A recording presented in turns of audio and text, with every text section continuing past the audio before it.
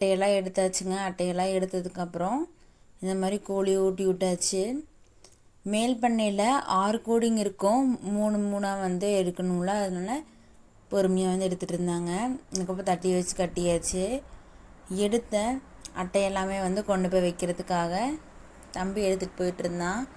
எடுத்த உடனே அப்படியே வைக்க முடியாது அப்படின்னு சொல்லிட்டு மஞ்சியெல்லாம் வந்து ஓட்டி விட்டுட்டு இருந்தோம். ஓட்டி விட்டு தண்ணியை வந்து வச்சாச்சுங்க.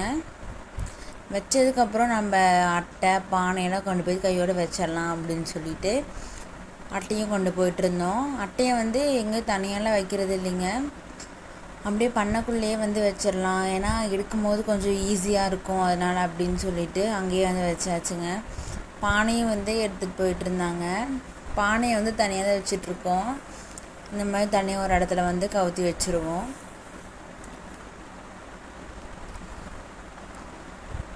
நம்ம சேனலில்